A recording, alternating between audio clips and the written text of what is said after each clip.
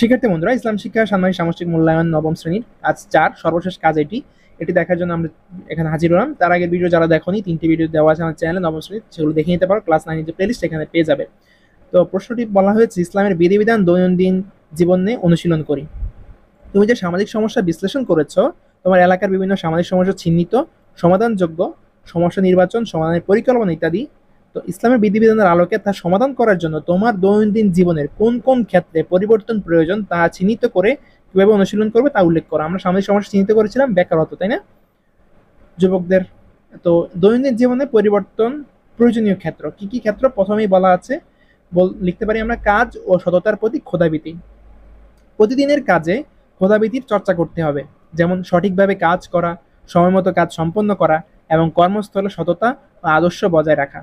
প্রতিদিনের কাজকে ইবাদতের অংশ হিসেবে বিবেচনা করা এবং এতে আন্তরিকতা বজায় রাখা। 2. সমাজসেবা ও সহযোগিতা।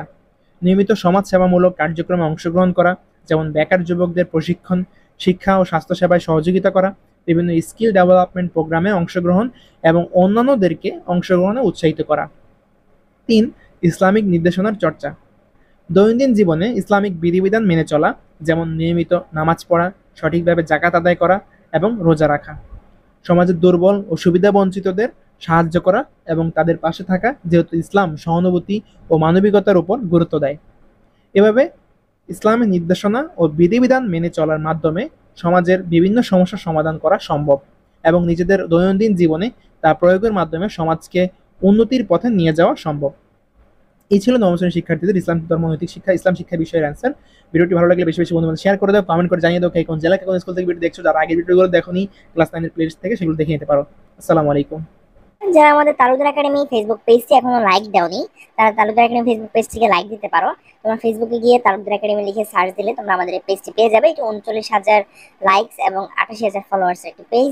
তোমরা এখানেই তোমাদের মূল্যায়নের সকল কার্যক্রমের বিষয়ে প্রশ্ন করতে পারবে এসএস অপশনে গিয়ে, এবং আমাদের বেশ কিছু মজার মজার রিলসও আপলোড করা হচ্ছে এবং ভিডিওগুলো আপলোড করা হচ্ছে, তোমরা চাইলে দেখে নিতে পারো। অনলাইনে কেনাকাটা করতে পছন্দ করো, দারাজের একটি গ্রুপ আমাদের খোলা হয়েছে, তোমরা চাইলে এই গ্রুপে যুক্ত হতে পারো। গ্রুপের লিংক ভিডিও ডেসক্রিপশন বক্সে দেওয়া থাকবে। তো দারাজের এই যে টেলিগ্রাম গ্রুপটি, দুটি গ্রুপ রয়েছে, একটা টেলিগ্রাম একটি হোয়াটসঅ্যাপ, যেকোনো একটা যুক্ত হয়ে দিলে পারো।